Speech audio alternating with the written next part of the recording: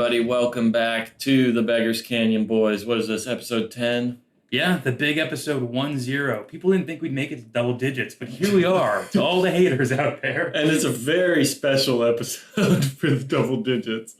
We thought we'd pick something, Meaningful, impactful, prestigious, beautiful, some might say. Moving. Yeah. A hidden gem of the Star Wars world. Mm-hmm. Today we're kind of tackling the end of this era of Star Wars on TV, I guess. And truly, there's a bit of a dead zone between these projects and Heir to the Empire, which came out in 1991. Not the first Star Wars novel, but the first big one, and the first one that one that really kind of boomed Star Wars back into popularity. We'll talk about that later, but between this and Heir to the Empire, there's barely anything. Yeah, well, if this was the quality that people were being given, I could see the smart thing being to be like, maybe we pump the brakes a little bit on like all the Star Wars content until we actually have something legitimate to say or do. Yeah.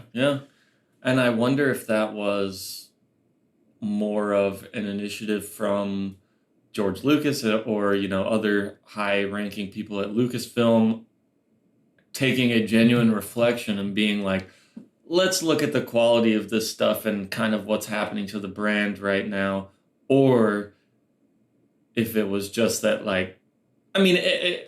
this would lead to that, but it could have easily been from, ratings are really low on these things. People don't care. Maybe we can't make that much money on a Star Wars thing right now, so we're just gonna chill for a little bit. Yeah, I feel like I've even had I've had the benefit because, I've now finished reading Heir to the Empire already, which I know we'll talk about more later. But I just feel that it's important to say that because I have the benefit of that not letting other bad Star Wars projects, hold back any of my enthusiasm towards, the IP at whole. Which I think, otherwise, some of this stuff we've been watching does negate a little bit of the goodwill that the last two movies of the trilogy locked us in for. Yeah, that's very understandable, though. I was thinking about that, too. If you hadn't, I guess for full disclosure, the diehard fans are going to be so pissed that you read the book out of order. But, we were thinking it's a whole book. We want to give ourselves enough time to read the whole thing before we do the episode. So, did it a few episodes in advance. But yeah, I was thinking about that too, where if you hadn't have read that, and then we go from Return of the Jedi to, Caravan of Courage, cartoons, Battle for Endor, it really just kind of goes downhill each time. Which is kind of a similar journey to, because again, first Star Wars movie I was lukewarm on, and then we watched a bunch of stuff that came out in between that and Empire, the holiday special, that was also just not really helping uplift my Star Wars spirits, Some of those boring comics too. Yes, yeah. But I guess it is also, it's helpful to know as an anchor that there is really good Star Wars content out there to get to. Yeah. I thought it's an interesting time for Star Wars, and I remember on our last episode where we're talking about the Ewoks cartoon, we were kind of saying I don't get what the big deal about everybody being upset about the Ewoks is. And then I'm pretty sure we said, though, that I can understand at the time if you were an adult Star Wars fan and this was the only stuff you were getting, and it's very much for little kids, that you could be getting frustrated with that. But I didn't really personally feel that until this one. I agree, yeah. I guess for today we watched Ewoks, The Battle for Endor, as well as The Great Heep. Battle for Endor, live action, 2-hour TV movie. An hour and a half without commercials. But and then The Great Heep was a 45-minute / hour-long animated special for the Droids cartoon. Yeah. And they both felt very long. Yes. You would think they were the similar lengths based on how long each of them felt to me. Yeah. Honestly, the Droids one felt about as long as the whole movie. Yeah, I know. I was surprised to hear it wasn't as long when you just said, I was like, 45 minutes? No, it was just two cartoon episodes back to back, pretty much. Wow. Oh, man. Both, not to, be super harsh on them, both projects, though, I feel felt a little heartless. And I think that's also the big reason I turned on the Ewoks in this one, is because the other Ewok projects we watched, I felt like, yes, they were content geared towards children, but they still had, like, I don't know, like child morality lessons interwoven in them, or like something to squeeze out of it, like a little morsel of something. But again, this one today and the droid one really felt like nothing. Like just like we're watching this for no reason other than like they just wanted to do another Ewok movie, I guess. Yeah. Or finish up with that family that they end up slaughtering anyway. Like right at the beginning. Yeah.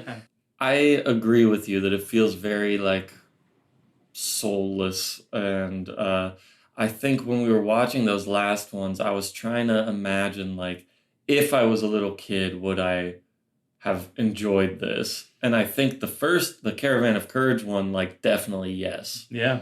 Because not only did it have like that child morality lessons and stuff like that, it had like legitimately, at my age now I'm not like finding them breathtakingly exciting, but like moments where if I was a kid, like that would have been cool and exciting. Like the spiders on the big web as they're climbing over the chasm and stuff like that. And I think you made this point while we were watching. Also, the diversity of character is missing so much in this one. Yeah. Like, I think because you said we didn't get to see like any of the other cool Ewoks really that we got to know in the other one, and are like they habitually show up in Ewok projects, so it feels like kind of a missed opportunity not to see a bunch of the ones we knew in this again. Well, I know, because the first one had a lot of crossover between those characters and the cartoon characters, and characters that we actually see in Return of the Jedi, too. Yeah. And Wicket was the only Ewok that did anything at all in this whole movie, at least as an individual. Yeah. They, like, as a group, do some fighting at the end, but he's the only actual, like, character Ewok. I'm really starting to dislike Wicket too, honestly. Yeah. He's lost the love for me, especially like with his him brokenly trying to speak. But it's like, I know you can speak well if you just try, Wicket. You clearly understand the language, and you clearly understand it very quickly. Yeah, he's saying nuanced concepts in a broken English way. It's like he's doing Minions before Minions existed, and it's like equally as frustrating as watching Minions try to have a conversation with each other. Yeah, and he's bouncing off of Sindel for most of it, so their conversations are just electric. Yeah. Wicket! What are you doing? Star Cruiser. Yeah. God, man. And, again, I feel bad attacking, like, acting for some of this, but not a wise choice to kill off the family and leave us only... Cinder is her name? Yeah, Sindel. Leave us only Sindel, who... Again, not that I have great expectations, because she's, like, I don't know, 8 in this, but... Yeah, if that. Yeah, but, like, not a good child actor. It's hard to be a good child actor, I think, genuinely, but it's also really easy to be a really bad one and for it to like kind of mess with a project. Because no line she delivered ever was like, that sounds like how a human person who's feeling these emotions would actually say this. Absolutely. I mean, and especially to make her be like the main character of this. Yeah. Like in the first one, she wasn't good, but she didn't talk as much. And the boy wasn't that great either. Eric Walker, I think is the actor's name. But he was okay. I mean, I think we were critical of like the way his character was written and probably directed. Like he changed emotion from shot to shot. I forgot about that, yeah. But like, with what he's working with, he didn't have the worst delivery in the world. And at the very least, it's easy to fall back on like a brother-sister dynamic. If you have nothing else, like you can just lean on that. But the dynamic that Wicket and her have, I don't even know what it is really. They're not friends. Like, yeah, it's like a step up between like pet and human friend. Yeah. But also It's like Chewie and Han. Oh man, well, yeah, we know I'm a big fan of that relationship Right. as well. So. I know you are. Oh boy. Yeah. Do you feel like you missed out being a Star Wars fan and only checking out this movie this many years later after everything else you've consumed? Not really. The first one, honestly, yes, a little bit. The first one, the Caravan of Courage, I was kind of feeling like, man, I would have liked to see this when I was a kid. This one, I'm glad I missed. Yeah. I mean, I guess,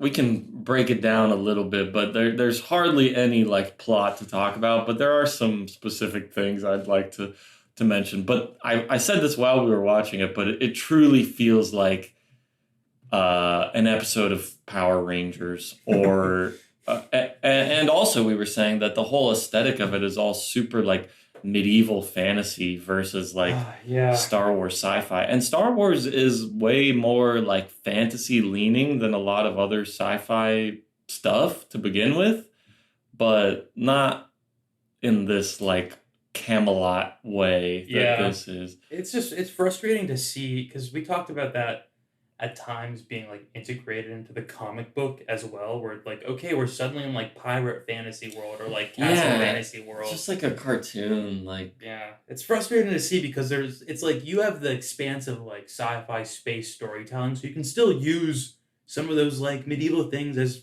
the foundation for exploring other stuff, but like be a little more interesting. You have the opportunity to do it, and like I don't know, like the witch character in this.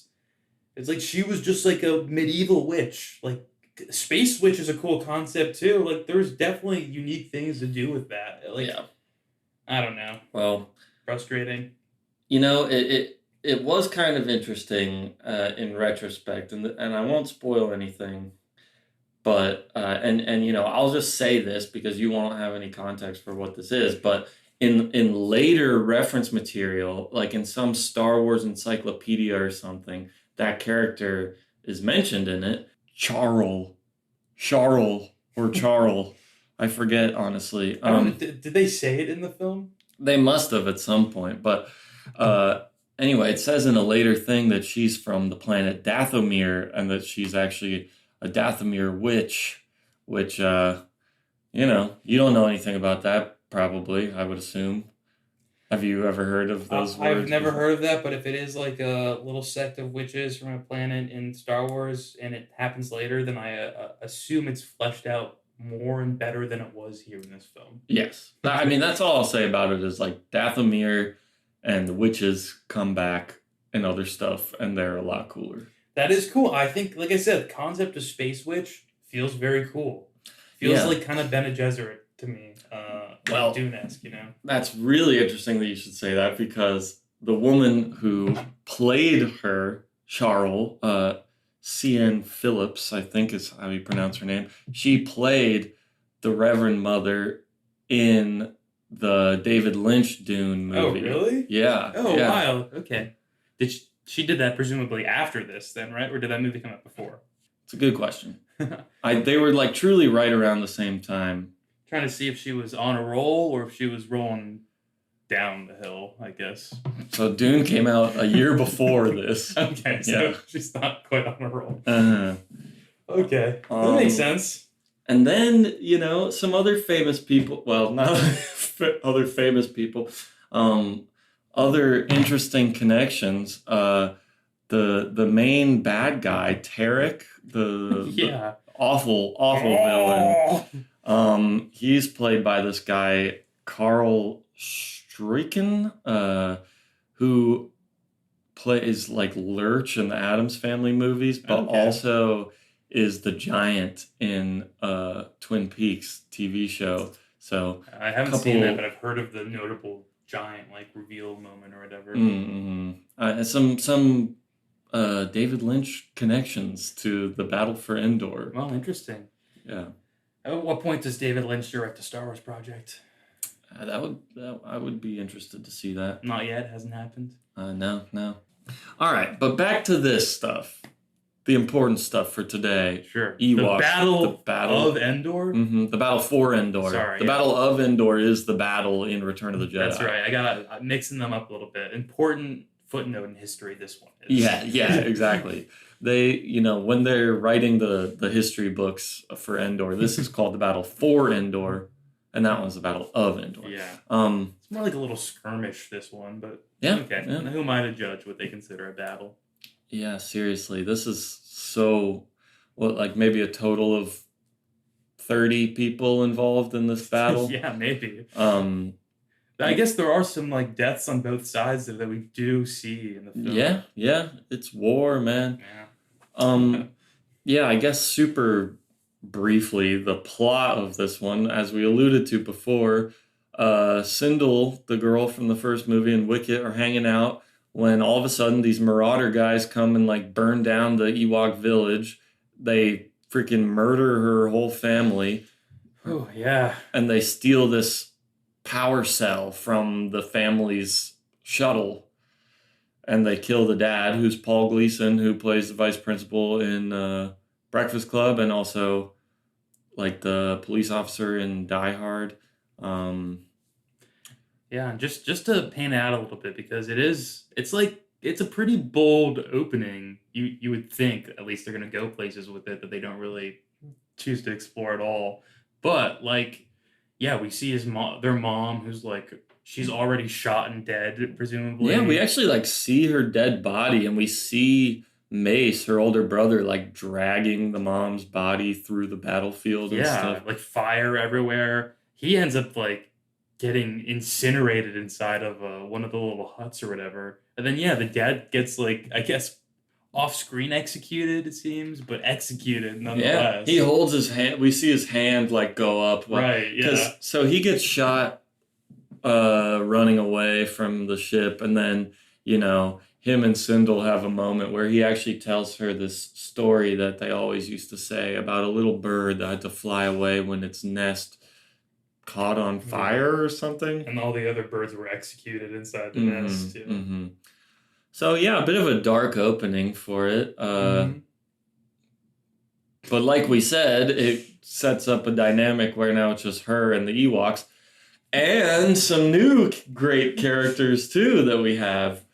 We're introduced, pretty quickly to Teak, this awesome creature. Yeah, blink and you might miss him. Oh, hey! He's very fast. Yeah, he can kind of run around like the Flash. Really disgusting design, though. Like, not a face you want to hold on for very long. And they do. And they really do. And I almost thought they were... Like, I almost thought there was no malleability to that puppet, but the face does move every once in a while. Like, it changes expression. The mouth doesn't really open and close all the way because its teeth are too big to do that, but it does kind of like pulse like that. Like, it sounds bug-like too. Like, it sounds, the noises it emits sounds like a bunch of wasps like kicking a hornet's nest. Yeah. And when he's running around, it sounds like cockroaches just like scurrying around cardboard or something. It's gross. Seriously, it is gross. I was just looking up like what species of alien this was, and it says Teak was a male member of the Teak species. Okay. So is that sort of Star Wars lore code for never a species that shows up again? Yeah, we can assume. The name it's giving is just its name. I can almost guarantee you that the Teaks are at least mentioned in some book or something. But it's so funny reading the like plot summaries of these things because they talk about them. The tone is so like serious or. Not serious, but like textbook like talking about these things like they actually happened. Like a historical event with some legitimacy to it. Where there's political intrigue. Like I was reading the Great Heep one, and it says like Fidge and Chubb proved to become invaluable allies of C-3PO and Mungo. Is that the little digger? And the Green Boy, the digging dog and Green Boy. Yeah. They proved to be invaluable allies to C-3PO. Yeah. But hey, we're not talking about that right now. And we have so much to say about that, which we'll get to later. Teak takes them to the home of Noah, the other human character in this, played by the most famous actor in the whole thing, Wilford Brimley, who is an actor that I do like quite a lot, actually, but...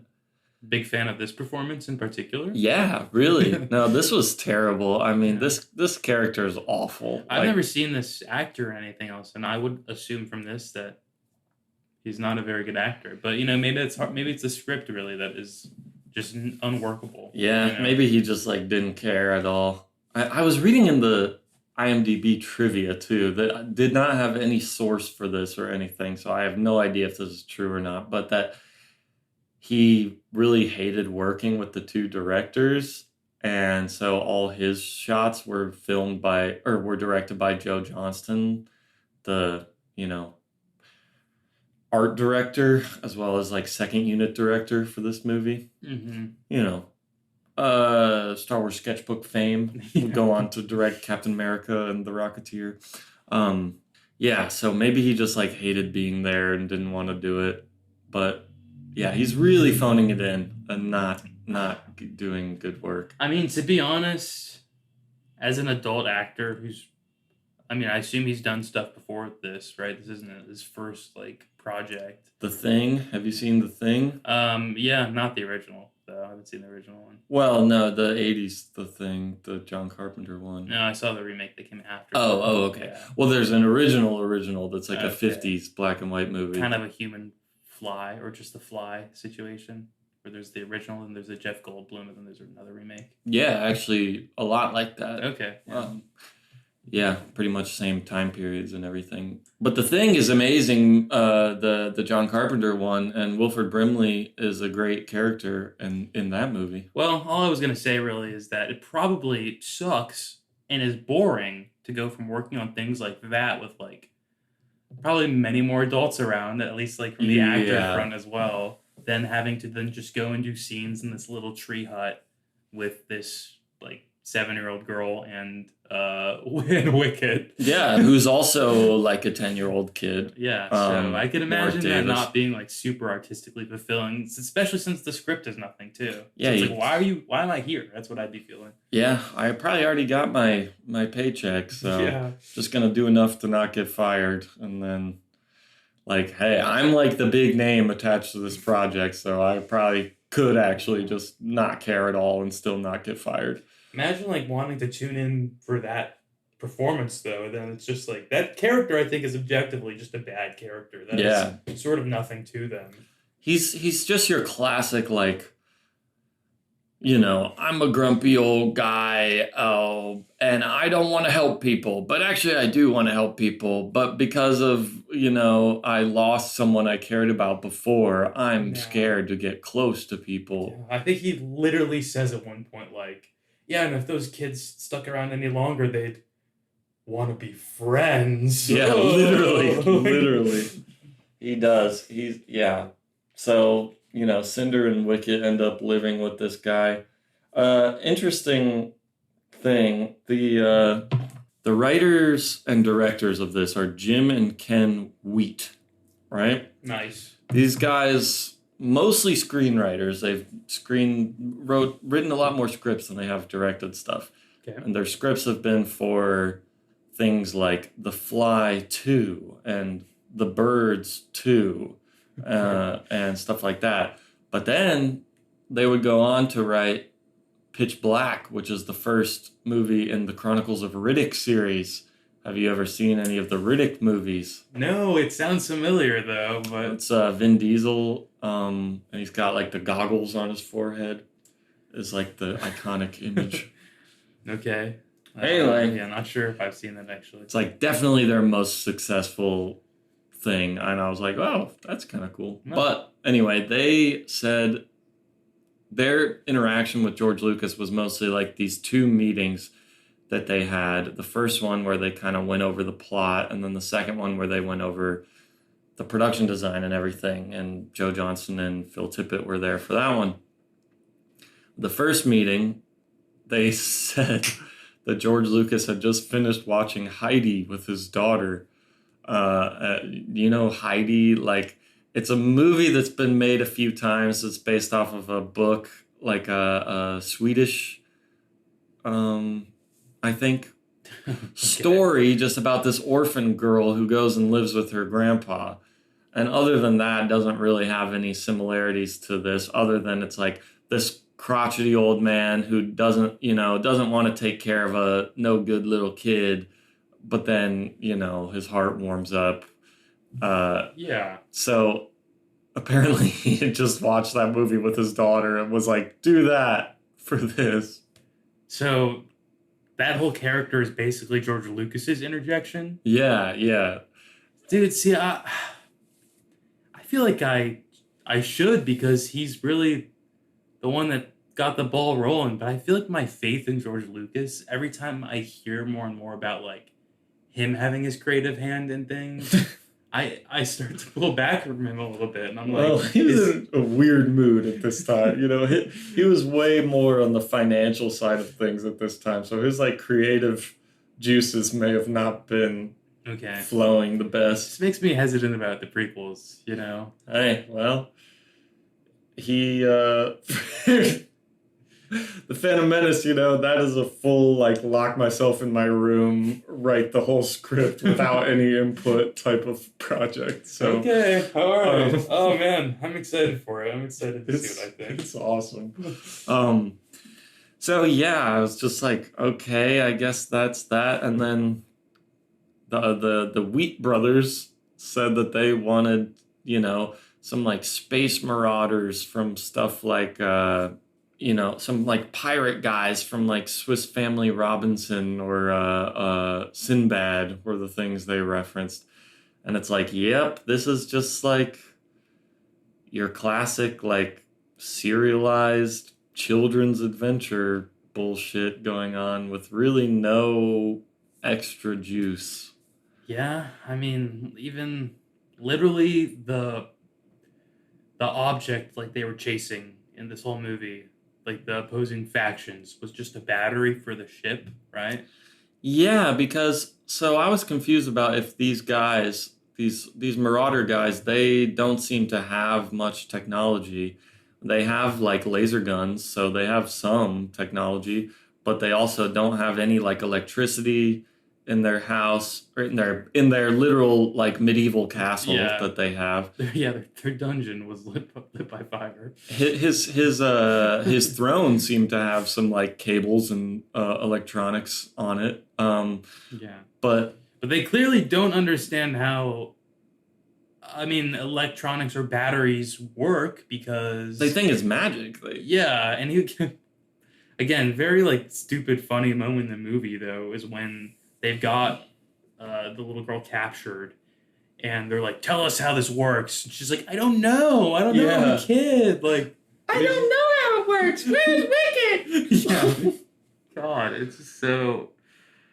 It's like watching a movie filled with stupid characters just like interact stupidly with each other, and that's as frustrating as it sounds. Yeah, everybody was done. I mean, I guess like the witch lady was like probably the smartest character, but she did nothing. As soon as she's also like double-crossed and in prison, though, like anything they built up for that character in my head was gone, because then she would just say stupid stuff after that. Like, when he's about to take the battery, she's like, "Stop it! You can't. That's mine." It's like, what? Yeah, why did she care about the battery? Yeah.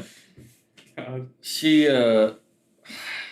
yeah, I mean, it's a pretty funny part too. Wilford Brimley, Noah, talks about how he kind of crash landed there with his friend, and the friend went off to go like search for, something to help them, and eventually he got imprisoned, and then like later when Sindel and the witch are in the prison together, she's like, "This was a guy who came here a while ago, and now he's a skeleton." Yeah. And that was just literally arms up, chained to the wall. Yeah. Like, looked like he was just in a t-shirt. And then he was just a skeleton then. Truly. Oh my God. But yeah, I guess my point was, I was like, so are these aliens that look so generic, like Alien of the Week, Star Trek type of guys, not even to be like demeaning to Star Trek alien design, but it just felt really generic looking. Yeah. Um, uh, Pretty bad. I was like, are they natives to Endor? Because they don't seem to understand like space travel. So I looked it up, and apparently, no, they're from another planet, and they crashed on Endor, and they got stuck there. Are they like third generation crashies then? Because truly it made it. One, it made it seem to me in the movie that like they've just been secretly on this planet for a while, at least. Yeah, yeah. But then two, yeah, they like I don't know. It was weird. They had like no concept of like space travel really, or like how it works functionally. Yeah, I mean, he has like a blueprint that apparently he got from Noah's friend. That'll help him get home. Yeah, yeah. That I guess showed like what the power cell could do, but they didn't understand it at all. Well, So yeah, it's part of me is like, well, I guess the movie's not really about that, so they didn't want to focus on that. But the movie's also not about anyone really or anything. no, So, if it's about anything, it kind of is about that, well, yeah. but it's not really. Yeah, I guess that's why it just feels like there's like nothing to latch on to. It's like there's no colors to paint in this because again, it's like it just feels like they're just throwing random stuff in this movie and being like, okay, this fills in the space of the time slot we had. Yeah, I mean, I think we were saying that while we were watching it. There's a lot of shots of people just like walking Oh yeah, and, not even saying anything, yeah. just walking through the forest with music playing. I think if I was there, I could replicate the pathway from Noah's house to Noah's ship. Just Yeah, because they dude. truly showed every single like little curve in the path, and, like swing on a tree. Like I said when we were watching it, like there's a part where they're outside of the ship and then it just cuts right to them being inside the ship. And I was like, so weirdly refreshed by that. Just proof that the filmmakers know how to do that. Because, like, before that, like you said, it's truly showing every second of them, of the action, of them walking through from the village to his house to the ship to the castle. Like, oh my God. I think two things. One has to be sort of that, like filling in the budget and also just filling in time, you know? Yeah. Two, I think they must think that people enjoy watching the Ewok movement a lot more than we do. Yeah, like Wicket's little swaying walk that he does. Yeah, because it is like different and like maybe fun the first couple of times you see it, but and again, maybe this is just being jaded on Ewoks now, but having seen it so many times, it's like, okay, I know how Ewoks move, and now I'm like looking at it more and it's annoying me, and I'm like, shouldn't Ewoks move faster? Like, why do I have to watch the Ewok just like waddle its way through the forest? Like, Yeah. I get it, please. I know.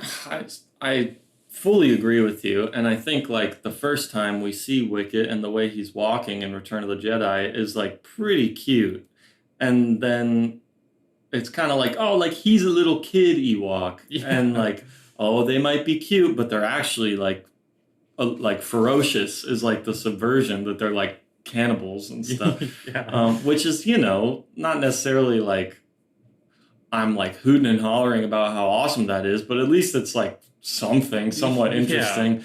And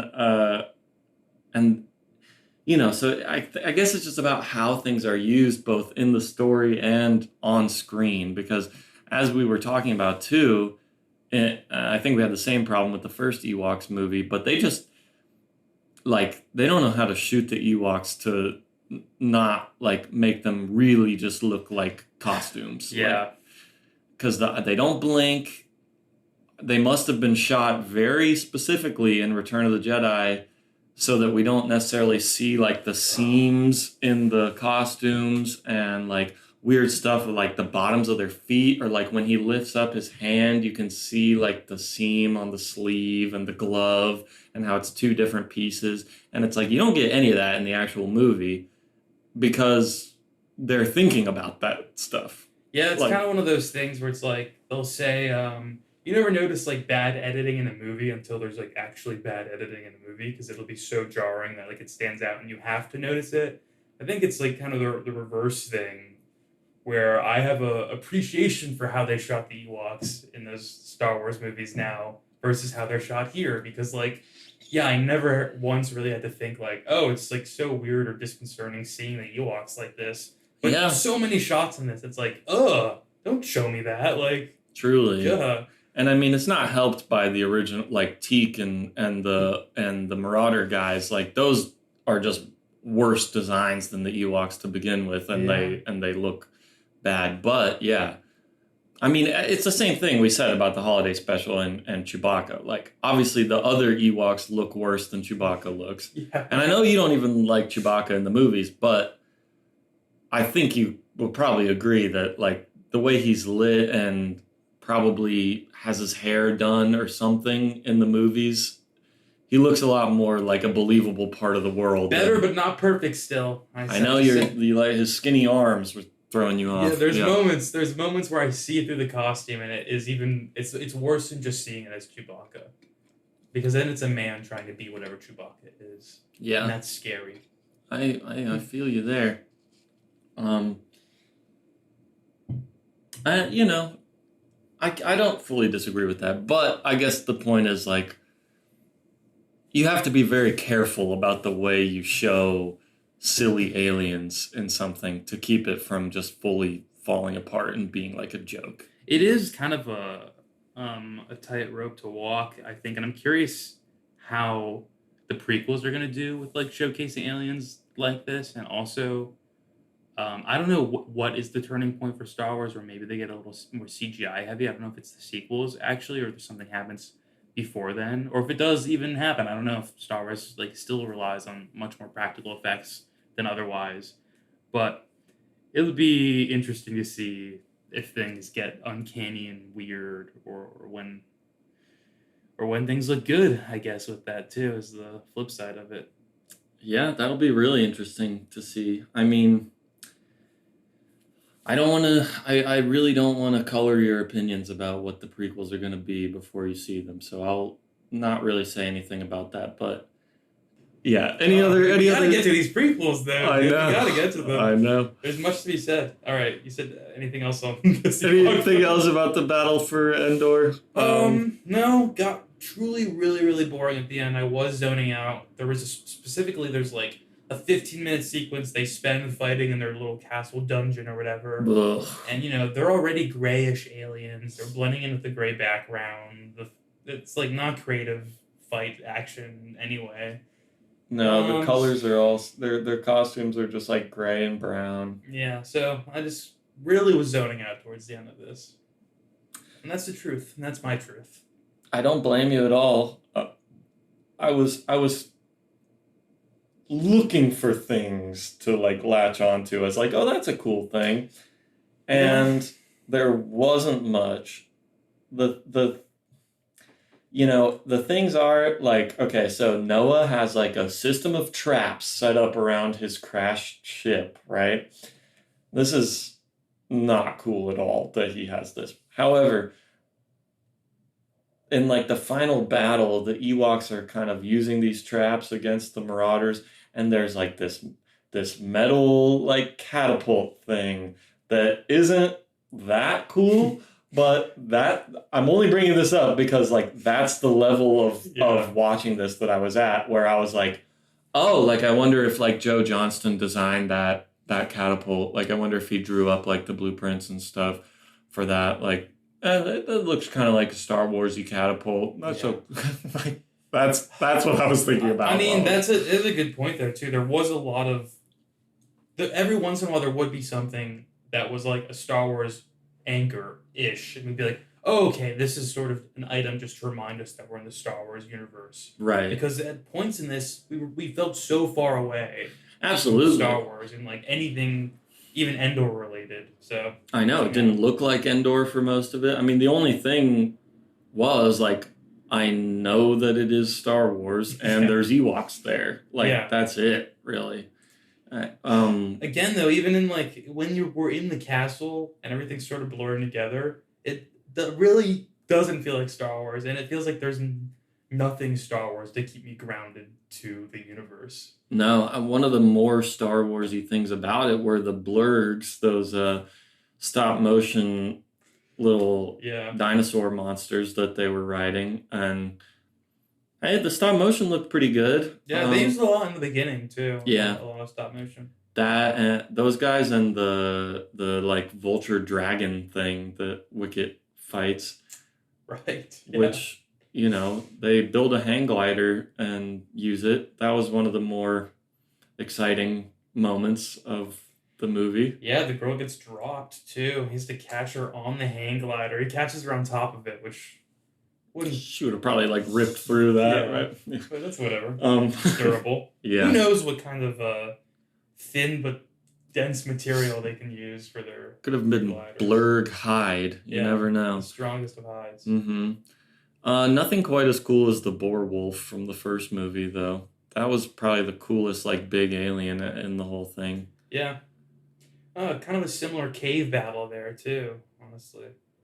Am I thinking of the right thing that they fought in the cave at the end, or was that a giant creature? That was the main bad guy, the giant guy at the end. I'm thinking of it toward the beginning. They get chased through the woods by like this wolf boar, and then they go into that divot in the tree, and it's kind of like trying to get them. Yeah. Oh, because that's a really cool shot too, because you get like the POV shot, right? Yeah, and you get that side angle shot of that I was saying is like in Hellraiser at the end when the big monster is going through the tunnel. Yeah. It's like, yeah. So there, the other one was better. Had more funny stuff, more unironically entertaining stuff. Had the classic "it eats tickles." Yeah, like there was no "it eats tickles" moment, and the closest thing was when she started singing the song. Oh yeah, but even then, it's like that's not fun. I just feel awkward too, like being subjected to a child singing in a film. Because I know it's supposed to be earnest, too. Mm-hmm. But it's like, no one really thinks the kid sounds good, right? I mean, she sounded terrible. Yeah. I mean, she was barely even, like, singing. She was just kind of, saying the words in a slightly, like, I want to know how cognitive that actress is of, like, her time on Endor and the sets of these films. For real. I was trying to find some interviews with her. I could only find stuff with Warwick Davis and Eric Walker about the first movie. There was a lot less info online about this movie. Has she seemingly stopped acting, though? Is that the case? Yeah. No, well, actually, she was in a few things here and there, but never... Like, fizzled out kind of after this. Yeah. And there were plans to do a third one of these Ewoks movies, but apparently they were more expensive than they were worth. Really? Yeah. I find that a little surprising. I think I would have thought they'd be able to make their money back at the very least because these seem like relatively cheap to film outside of like costuming and some of the vehicles, I guess, because a lot of it's just filming around in the woods. Yeah, I mean, I would think so too. I guess, you've got the sequences at the end, like the battle where there's a lot of like little blaster fire going off and explosions and things. And I guess I don't know how much money you can expect to turn around on a TV project like this. And even a lot of the Ewok fights, though, will just be them with their little bow and arrows. They'll just like get a shot in, and then you cut to the antagonist, be like, holding their chest where they were just shot. Mm-hmm. Yeah, pretty unremarkable all around. Yeah, I can't. We said before the music is still good. Yeah, I like the music. Always a constant in Star Wars so far, I think. Maybe excluding some of the music in the holiday special, but not to keep bringing that up as a... Well, no, it's a good... I guess all the score has been good, though. Yes, yes, 100%. And, I think Wicket is whistling the Imperial March while he's sitting outside of Noah's house, sharpening a stick. That's pretty messed up of him. Yeah, Does he know, like, what atrocities have been committed in the name of the Imperial soldiers? When did he hear that song, too? I can't even think of what it is, but I feel like there's one other instance in like a more recent Star Wars thing of score music like playing over a radio or like as a ringtone on a cell phone or something like that.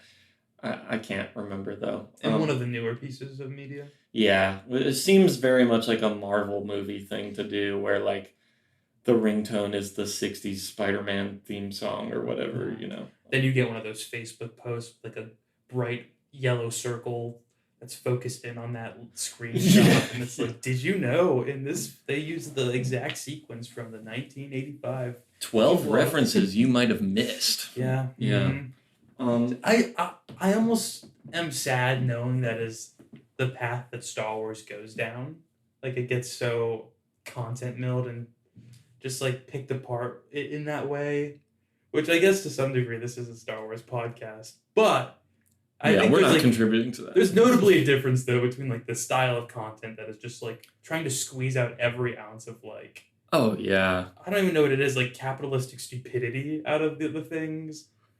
And then there's people who, not to also be like, we care so much about it.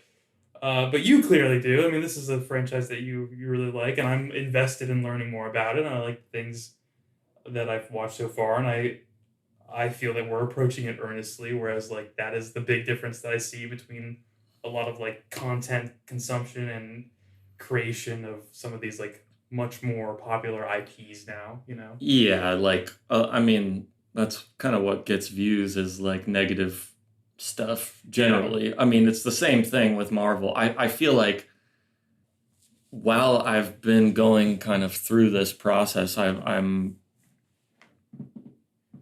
reminded multiple times of how the whole Star Wars thing, especially these days, is kind of like slightly smaller Marvel. I don't even mean smaller in terms of popularity, but just in terms of like amount of content. Like it's a little bit more streamlined, but not much. Yeah. Like at this point, especially. But like, I was thinking about that while we were watching the movies. You were like, oh, okay, well, like at least like this is goodbye to Sindel. We'll never, deal with her again. And like, we might not even like read the book that she's in, but I know that she comes up later in something as a reporter on Coruscant. And it's like, so writers love doing that the same way they do in Marvel, where like, they're like, what like random ass character can I pull back to be like, this is a reference to this like super old thing. Yeah. And it's even like used in an artistic way sometimes of like, oh, the villain that everybody forgets about that like feels sorry for himself and stuff like that kind of thing. Or, like superior foes of Spider-Man type of thing. Yeah. There are so many Star Wars characters too that I see popping up in that original trilogy at least. And I'm like, to me, it seems like at some point, because I know how big Star Wars gets and how many like cooks end up in the kitchen, that this character will just be extrapolated out of this and used in some other project. Like whenever we're in like the cantina, I think that whenever there's like we're in like Jabba's area or like Vader's getting like his bounty hunters and everything, I'm like, okay, all these characters I feel like are going to pop up in other things eventually, and they're just gonna be like, oh, don't you remember from like Empire Strikes Back, like background the character number 17, and it's like, oh, that's like Rupian Malfusio. Well, that's not that bad of a name right there. Yeah, thank you. That's, I mean, most people when they would try to do that would just be like, that's Glim Glam Glorpimo, and it's like, okay, well, they're not that bad. Well, some are that bad that aren't said out loud. So you like Rupian Malfusio. Yeah, I like that. Sorry, I'm just like ranting about future stuff that I don't know about, but I'm just worried about, because I like how it feels right now, not getting the super like corporate hand guiding everything. Yeah. And I think even what you're talking about, the best version of that does happen a lot with Star Wars, where that's something that's so magical to me about the main movies of Star Wars is you have something like that scene with the bounty hunters in Empire Strikes Back. Obviously, Boba Fett is a little more of a actual character in those two movies, but all the other bounty hunters, that's the only time they show up in the original movies. But they are so cool looking and so like they just feel like they have history to them. Like same with a lot of the people in Jabba's palace. And maybe I'm retroactively putting that on there because even as a kid, I knew like, oh well, this guy has a whole book about him, and it, like even if I hadn't read it, I knew that there was like all that information there if I wanted to go seek it out. Yeah, sure. But at the time, in my mind, and I would imagine that at least a lot of writers who would go on and like mine these minor characters felt this way about it, where they're like, that guy looks awesome. Like, what is that guy's deal? Oh, like, let me explore the life of Dengar, the bounty hunter. And like, that impulse I feel like is one of the more magical things about Star Wars because of how good the background characters and moments are of like this is a whole world and we are just seeing like this little piece of it. And then there's obviously the cynical reflexive side of that of like, remember this guy from the movie? Like, don't you like that character's design? Here he is again. Yeah. And like it absolutely becomes that way. I guess that's sort of what I'm signaling that I will miss out on because right now it feels very scattershot with the projects of like, okay, like we're not going to invest an insane amount in maybe like this bounty hunter spinoff, but if it like works out, it works out, and that's good. It's good because it worked out on really just the merits of its story or whatever. Whereas again, I'm maybe projecting just because I've been hurt in other IPs. But like thinking about the future of Star Wars, I could see them being like, okay, oh, there was like a really cool bounty hunter from that scene we want to use. We want to use him in like a Boba Fett-esque spinoff or whatever. And then it's just like the super, super like winking and nodding back to that moment, like at every single opportunity, or as every opportunity has to be a little Easter egg wink back, and we're not really gonna like march forward with our characterization or narrative, and it's just really going to be us just saying that wasn't it fun when we used to watch Star Wars? Wasn't it fun when we used to like see all the cool stuff in the movies? And again, I'm just ranting here, but you're so to not be too cynical about all the new stuff. There absolutely is stuff that's like that. There's also stuff that's not like that. Okay. And there's fresh ideas, absolutely. And things that even use old stuff in a cool new way. And at first it's like, oh, that's that thing that I like, but we're kind of subverting it a little bit or whatever. Okay. So there's good and bad examples of what you're talking about. Yeah. But like, I know what you're saying, like, happens with comic books all the time and everything, but... And I'm getting especially worried as, like, the X-Men start making more of a movie debut, and it's not going the way that I, like, would like it to as a hardcore X-Men fan. And I'm just seeing, like, the worst corporatization of it, like, become reality. I'm just... I have some attachment to this Star Wars universe and characters. Now, I don't want to see it. I don't want to see the massacre it like that. And you like, I think it's fair to say that you like the main characters of the original trilogy now, right? Like, especially, spoiler, especially after Heir to the Empire, I really, really, like, feel like I resonate with all the characters now much more. Yeah. So, yeah, it'll be sad if things take a turn story-wise or character-wise, but... Hey, we'll see. It's also probably just bound to happen with most things. We can definitely talk about it more when we talk about Heir to the Empire, but even that has a little bit of like, hey, remember Star Wars? Yeah. Like multiple times it'll be like, this wasn't dissimilar to when he, left his friends after the Battle of Hoth, when he went to go to Dagobah and see Yoda. To be fair to them, though, because I'm going to be a staunch defender of that novel,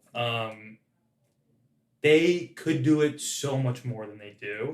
And they they could have relied heavily on the IP of Star Wars, especially coming hot off the trilogy. Mm-hmm.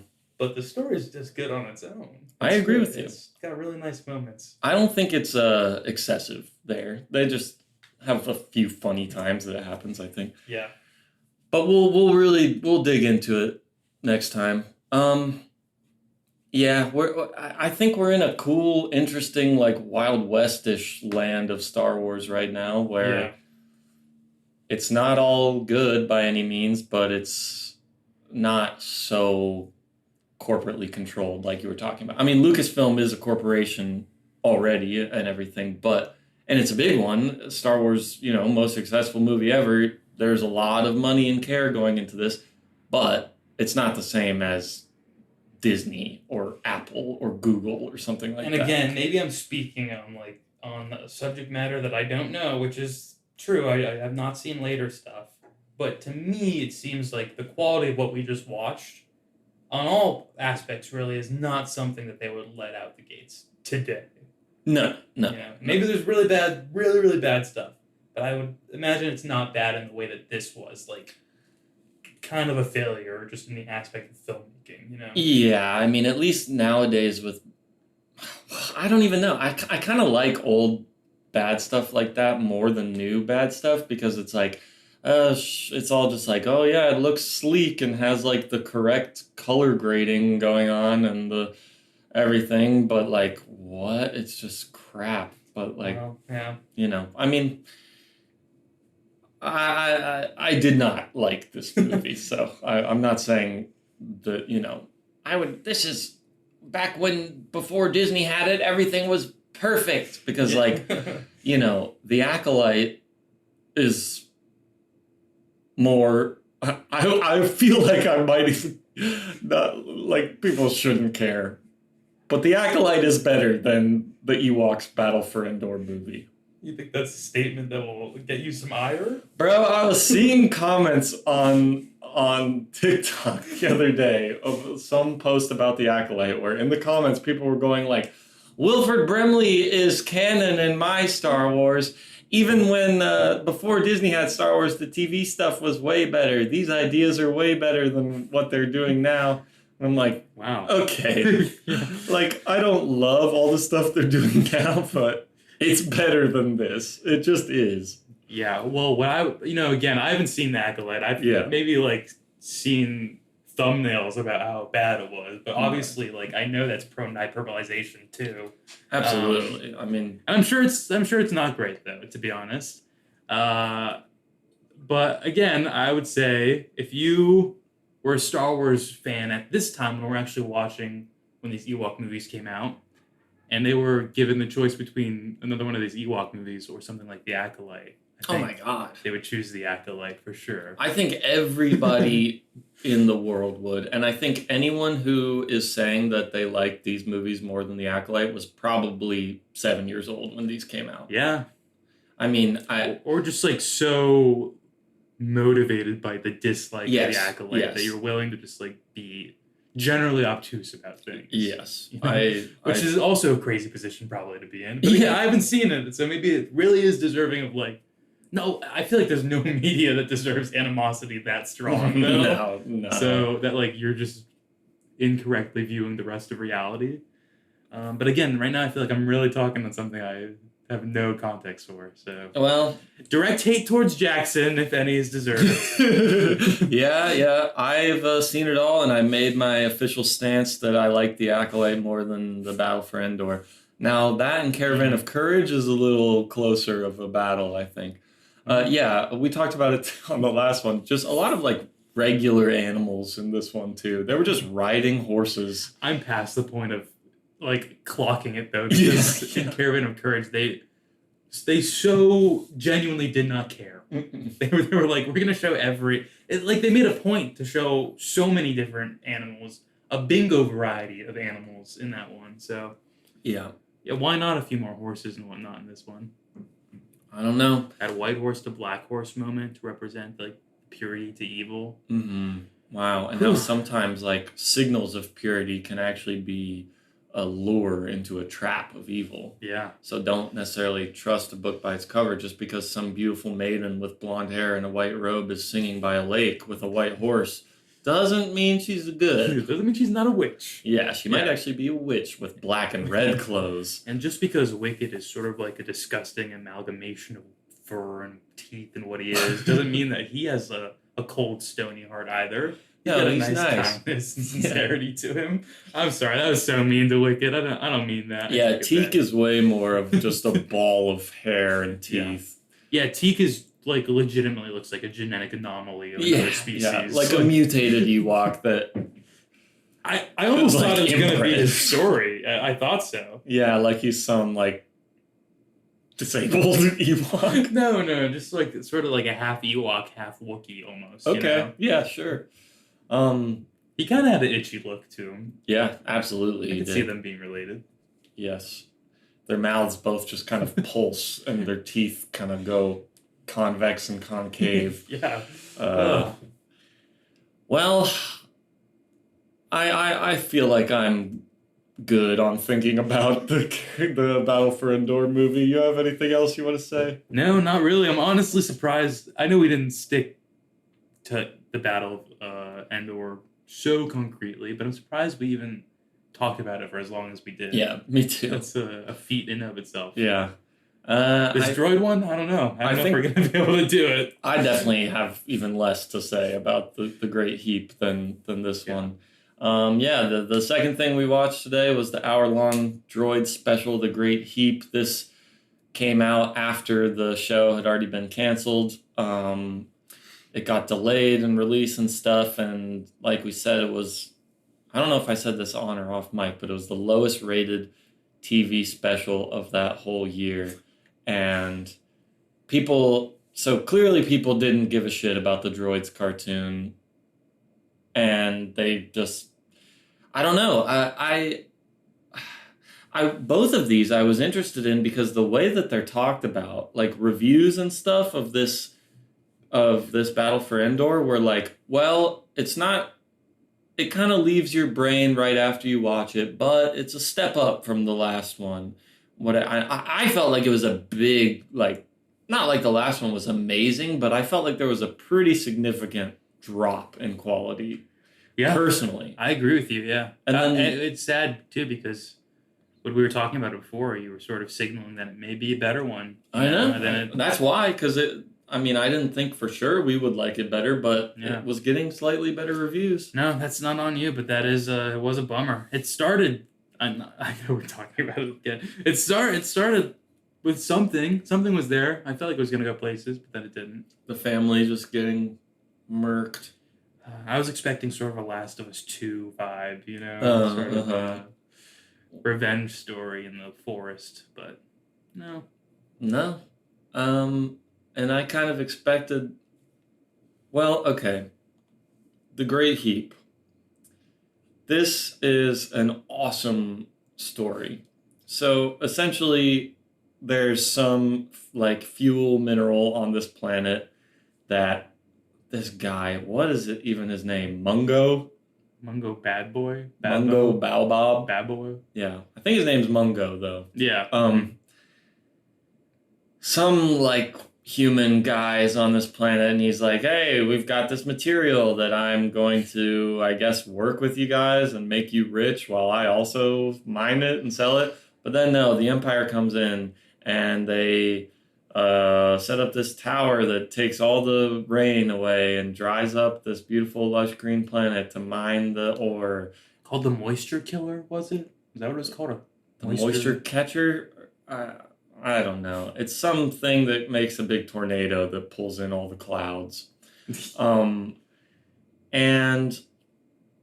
the Great Heep is the name of this big droid that truly looks like something out of the 80s Transformers cartoon. Like, yeah. It's like a weird, like, sort of almost like big cat-like face on it, and there is like some similarities between it and like a junkyard sphinx almost. Yeah. I see what you're saying. That's its eyes were like cat-like, like triangular eyes. And man, what the most interesting things to talk about is probably like the droid harem. Yeah. Which is man, again, the episode just like the more it's not an episode to think about too much because No. even the idea of them having that little droid harem as like a supplier for the Great Heap's battery like fueling doesn't make much sense. I fully agree with you, but I also think that it is maybe even by far the most interesting idea that they have in this whole thing. It's not that interesting, but the idea of, oh, like we take all these people to, this luxury resort like place that we're going to, sort of distract them from the horrible things going on outside of this little bubble paradise. But every day, one of them gets snagged through the bottom of the swimming pool to be eaten by the Great Heap. Yeah, it's the plot for Toy Story 3 as well. Yeah, Same thing. you're right. I mean, yeah, it's not an original thing. It's the concept of like the gladiatorial arena in Rome or whatever. Like this is an old concept, or the Lotus Eaters. I mean, I will say I'm being cynical about it, but it is fun also to see all the R2 units sort of just like mumbling and trilling about. Yeah, I mean, I had fun. The most fun I had watching it were the shots of all the astromech droids like reading books or playing cards with each other or swimming in the pool. I mean, it is also kind of acts as a moment of maybe I'm turning more towards it. It does act as like a moment of brevity between whatever other mess is going on in the episode that I wasn't even too clocked into to care about. Because it's just such a boring episode in general. But it is. It was fun to like always sort of go back to R2-D2 like flirting with his pink robot R2-D2 friend, getting in the water. Like there's the tropical sort of like drink setup and everything. Yeah, I guess that's nice. That was what was probably the most funny part to me was R2-D2's girlfriend. And I think it's, I don't have any real information on this, but like Ben Burr is who wrote this special and he's the main like sound designer for Star Wars. So he's like who made all the noises for R2-D2. I mean, amongst all the other noises and everything too, but like I guess in my head, I'm just guessing that he probably has like a pretty special personal connection to the character of R2-D2 because he like made him have emotions and things and gave him all those sounds. I just imagine that he cares about R2-D2 a lot. I would guess also that he knows what R2-D2 is saying when he creates the little trilling inflections or whatever. Yeah, probably. So in my head, I was just kind of making up of like, he loves R2-D2. He wants to see him like get a girlfriend or like have a love interest or something like that. And I know I said it while we were watching it, but she truly is the green M&M of droids because she's just an egg, but it's like, oh, like she's got curves. Mm-hmm. And also her little treads are little like wedge high heels, just like the green M&M has. Yeah, she even, when she's introduced, she comedically gets whistled at. Yeah, yeah. Very old-timey cartoon catcalling way. Two droids like put down what they're doing and they're like, woo, yeah. Which is kind of funny, I think. But I mean, as far as like telegraphing to us what's going on, it's helpful. I'm not gonna lie, like to fall back on that stereotype. I think the freaking saxophone started playing too, like when she came in the door though. So it was like, yeah, we get she's pink. She's curvy. She has high heels. The saxophone starts playing. Everybody drops and looks at her. So, like, she is the femme fatale of droids. And, we have had previously no real metric on R2-D2's attractiveness, really, where he is. Yeah. But I feel like we've got a better sense of it now because not only did we get to learn that, this lady droid's pretty attractive to the other droids, apparently. But she gets in the water and immediately is all over R2-D2. Yes. So we've goes learned right for him. that our R2-D2 is quite the attractive droid himself. Yeah, that's a good point. That's a good point. It's the kind of deep things I was thinking about while watching this episode. I mean, guapo R2-D2. Like we said, when he's escaping, though, he like detaches the cord from the magnet that he's stuck to, and you were like, none of the other droids thought of that. Like, Right, like R2D2 and C3PO are special because they're the main characters, but they are also smarter than everybody else.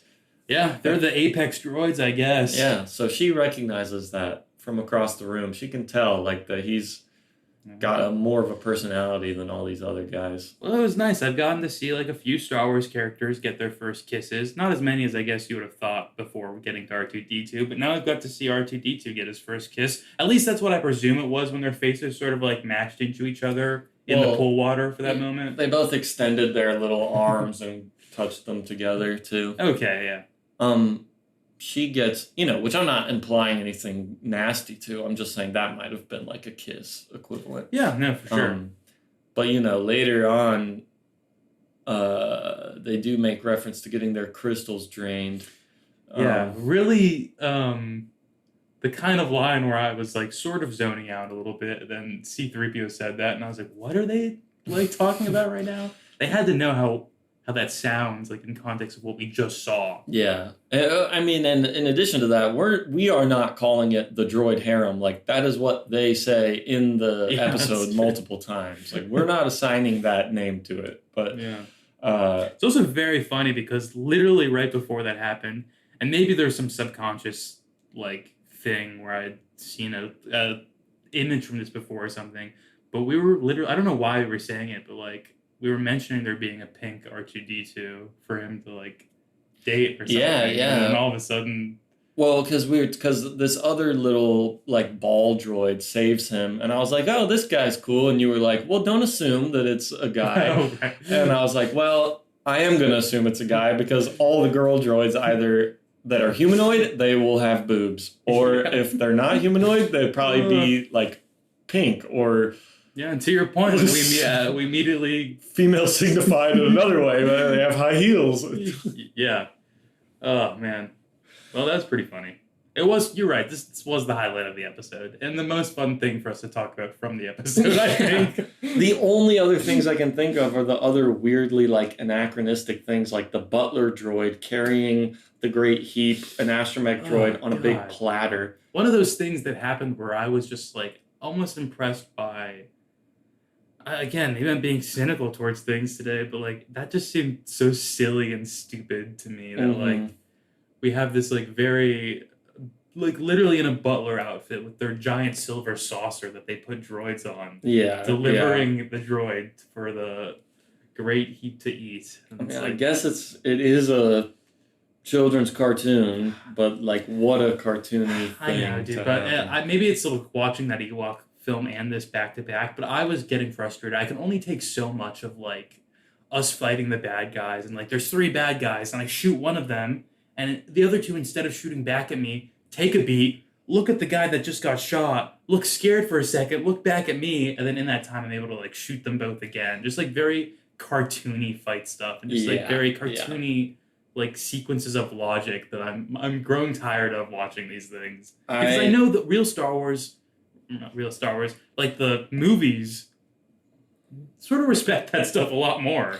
Yeah, and I will say that the future of cartoons is very bright for Star Wars. That's good to hear. And they are still for kids. I mean, Star Wars stuff, at least most of it, will always be for kids, at least somewhat. Yeah. But, to varying degrees. But, like, the cartoons, are for kids. But they still seem to, like, respect logic and stuff like that. Like, yes. They're way more, like, I don't know. You can watch them as an adult and still get a lot out of them. I mean, there's also ways, and I'm sure you'd agree with, there's ways to, like, make something that is aimed towards kids, but is not speaking down to kids. Yeah. I don't know. Something like Toy Story, like we mentioned, like that. Yeah. I could fully understand what was happening in that movie when I was a kid. And you watch it again, and it's just like a good story with good characters and well-written stuff. Like, it's not impossible. It's hard, probably, to make something that kids can understand, but also has, like, critical or respectable appeal. Yeah. But That's the challenge we're looking for with this stuff. I mean, if you're gonna release a TV special with the Star Wars IP focused on droids, you got to bring a little more. Okay. This won't satiate me when it comes to Star Wars. No, no. But hey, this is kind of the end of that era of Star Wars. We were in the post Return of the Jedi doldrums for a little while with these cartoons and Ewok movies. A lot of kid focused stuff. I'm an endurance Star Wars consumer. Okay. Yeah, yeah. Well, I've kind of forced you to be, but running the Star Wars marathon. Mm-hmm. I feel like I was a Boy Scout. I feel like I'm a Cub Scout now. I don't know what's after Cub Scout. I think Boy Scout's after Cub Scout. Oh, really? Yeah, yeah. Oh, did they start as Cub Scouts? I feel like I was a Cub Scout, and now I'm a Boy Scout. Yeah, yeah. And then you'll be an Eagle Scout later, right? That's the next step up? That seems like a big jump. I don't know the hierarchical rankings of the Boy Scouts, to be honest with you. I would have to do like a project too to become an Eagle Scout. Isn't that how it works? Yeah, yeah. Community projects. You have to make like a hour-long Star Wars video game retrospective video or something. Hey, look out for my Star Wars Outlaws review when I get that game in 2 months. Yeah, yeah. We're recording this like just a few days after Star Wars Outlaws has come out. Guess what, guys? I'm broke, so I don't have it yet. But you have to watch it and do everything right when it comes out. Well, I just don't want to spend $70 on it. Hey, but if you subscribe to our $70 Patreon, you'll help me out. Yeah. You don't actually get anything from that, but the knowledge of knowing that Jackson is happily playing the game locked in his room. Yeah, for real. I mean, it's kind of your guys' responsibility that you're gatekeeping me from this content right now that I'd love to talk about. I'll probably record my gameplay and make a video about it. Oh, that'd be cool. But no, I can't do that right now. The onus is on everyone else. That's what I think. I mean, this is episode 10? Yeah. And how many do we have released right now? 5. 5, okay. Yeah. All right, so maybe by the time this comes out, we'll have the game. Yeah, maybe. I assume it'll be like half off by that time too. Yeah, which is what I'm waiting for. Probably Ubisoft can go on sale pretty quickly. Yeah. Well, I got burned buying Midnight Suns, not to detract from what we're talking about, but you paid full price for Midnight Suns. Yeah, I bought a PS5 again also because I hadn't had one at the time, and I was like, I'll wait for Spider-Man 2 or like something that I really really want. But I was like, okay, I'll just get it for Midnight Suns because I can play as Ileana, and that's like that. I'm an X-Men fan. That's sort of enough to like make me spend a lot of money on things. Sure. And then it was okay, but it wasn't really a game I wanted to keep playing for more than like 10 hours, you know? Yeah, I mean, I played Midnight Suns for like 40 hours probably, and I was very close to the end, and I was just like, man, this is repetitive. I don't care anymore. Yeah, I started hating even having to like go interface at the mansion too and do all that stuff. I was like, okay, I actually would prefer if this was just like mission to mission at this point. Like it feels like I'm doing so much busy work and chores in this video game. That's right. Just even the tactical side of XCOM is just way better. But that's a completely different thing. I feel like I heard some news recently about like a Star Wars turn-based strategy game that's being developed. I would love that. I'd love something like that. I'm excited too to check out because while I was looking at the PlayStation Store, I saw there's like Jedi Returns or whatever. Like there's a bunch of Star Wars games on there that I can buy. They're like $10, $15. Yeah, those are like the early 2000s games. No, and I just know eventually I'll be able to play those without having to worry about spoilers or anything. Oh, I know. And I bet there's some good stuff. There's some great stuff. Yeah. Speaking of video games, Natural segue. Yeah. Oh, yeah. The next episode will be pretty game focused. So yeah, we're like I was saying, we're kind of out of this doldrums, but we're going into a super like dead zone of Star Wars content until we mentioned Heir to the Empire comes out and sort of revitalizes interest in Star Wars and start seeing a bunch of stuff come out. Nice. But in the interim between The Great Heep and Heir to the Empire, we have got our next episode where we'll be talking about not the first Star Wars board game, but the first one that's not like a children's like easy. It's got some real strategy to it. I guess I haven't played it yet, so I don't know for sure. I did read the rules. It seems pretty cool, even though it's like very dated in the way they explain things. I guess I don't know if you play a lot of like miniatures war based board games, but yeah, it felt old reading the instructions. But I'm still interested to try it out. This is the Assault on Hoth, 1988 board game. Empire versus Rebels. That's cool. Snowspeeders versus walkers. Assault on Hoth, baby. Get to change history a little bit. What if the Empire were to win? Potentially. They kind of did win. They just made everybody evacuate. But it was still a failure, though, because they didn't catch Luke. I was going to say, they didn't get Luke. That was the real prize. That was why they went there. Because, yeah. All right. Then, also in this interim time, the main content that comes out, I don't know about saying main, but the most frequent content that comes out is the Star Wars role-playing game and its subsequent campaign books and things like that. So that comes out in 1987, and for the next episode, we will play an entire 20-hour campaign and break it down for you guys. No, we might eventually do that, but I think for this episode, we'll just read up on the role-playing game, like the initial guide, and we'll try to create some characters and present our characters to each other on the next episode. And then finally, the third thing we'll be talking about is the first Star Wars video game that is on the NES. So really the first thing beyond Atari and arcade, which I feel like is a big step up in terms of like home console gaming. Really, yeah. I expect significant quality improvements. I don't think it'll be like perfect or great or anything, but over the Atari game, I'm expecting a lot more. Definitely a lot more to it. It's not great. Yeah. It is just called Star Wars, and it was released only in Japan, 1987. So it's a Famicom-only game. Okay. But there is a fan like English translation of it that's pretty easily accessible online that we can play. It's not very long, but it's interesting. And then we'll get to better games soon. I think the first great game that we'll play, Super Star Wars, you could argue. I've heard that one's really good. That's the SNES one? Yes.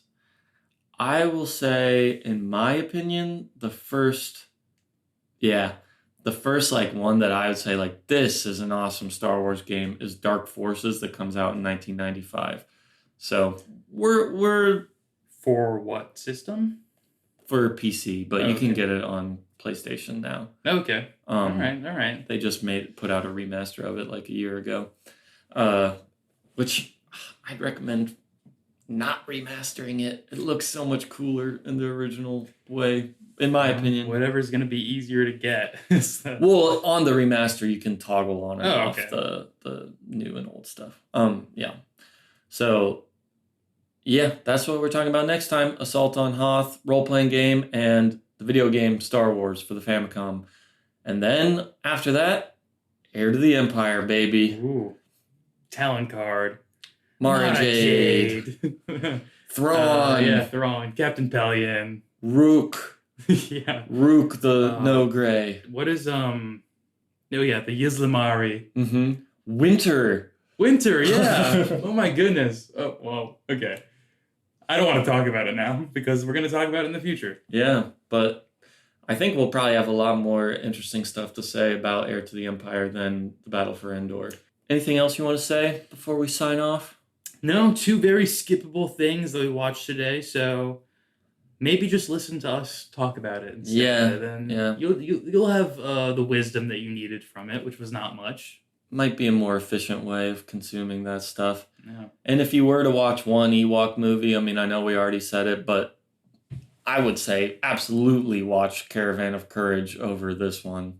For the Wispies, if nothing else. Yeah. That scene alone brought much more joy to me than this whole film did. Yeah. Or just watch the premiere episode of the Ewoks cartoon. That was pretty good. I don't remember We watched 2 of them, I think, but I remember really liking one of them, actually. Maybe both of them. Yeah, I think it was the first one that we liked more that had like the witch and the spiders and Yeah. the fire. Yeah, it was kind of fun. Mm-hmm. Tebow. Really nicely animated, too. Yeah.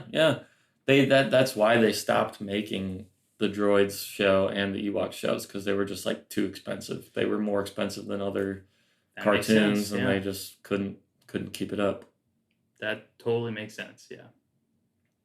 Well, hey, I'm excited we're kind of out of the slump a little bit. It'll be fun to play some games for the next one. Yeah. And then, once Heir to the Empire comes out, boom, explosion of content after that. So that makes me very happy to know Heir to the Empire like helped with the revitalization like that. Because when I started reading it, I didn't know it was like a popular thing, you know. So it's nice to be reinforced that like it really is good, and other people think it's good too. That makes me happy that it's not just like a little project that someone did and it sort of got like it faded into any obscurity. I'm glad to hear it's like known as like the Thrawn trilogy and like a really important piece of Star Wars mythos that I guess is not canon but still really impactful.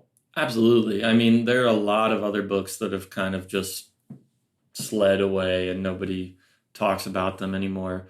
But these ones have endured as like the classic like starting point for Star Wars expanded universe stuff, you know. Mm-hmm. So, and yeah, I mean, no, it's not canon, whatever, but it inspires other stuff. And I'm gonna say it's gonna be my canon too. If I don't like the sequel stuff, it's just gonna be what is canon in my head. Oh, I mean, I think there's many people who feel that way and would agree with you. Okay. So, yeah. All right. Well, thanks for listening. As always, we're the Beggars Canyon Boys, and we're excited to bring you another epic episode next time. Oh, you want me to add something? If you have anything. I felt like you had it covered. No. Did you? No pressure. I was just wanting to look at you to make sure before I stopped recording. You looked at me and I was silent and then you kept looking. So it sort of created the implication that you wanted me to add some button there. Well, so no, I'll go and add a silly little button. Ooh, Yoda. Ooh. Wookie out. Is that what you wanted? You wanted something like that? Like a little jingle or something like that? Do you want more? I just felt like if I pressed the space bar and stopped the recording without indicating to you that would also signal I don't want you to say anything else. So I can't win either way, right? No, you can win by just making your clear outro and that being it. All right, here's my... I don't need to tack on something to your outro to add legitimacy to it. Is that what you think? Maybe you wanted to say a silly little thing. You're legitimate in your own way, okay? I don't know if that's deep-rooted insecurity sort of coming out, but okay. It's okay. It's okay. Thanks for listening, guys, to the Beggars Canyon Boys. This episode, we covered Ewoks, The Battle for Endor, and the Droids special, The Great Heep. Tune in next time where we cover Assault on Hoth, the Star Wars role-playing game, and Star Wars for the Famicom. Did you like that? Sounded a little like robotic like a robotic wrestler announcer, you know? So that would be my note. A little more natural would be better.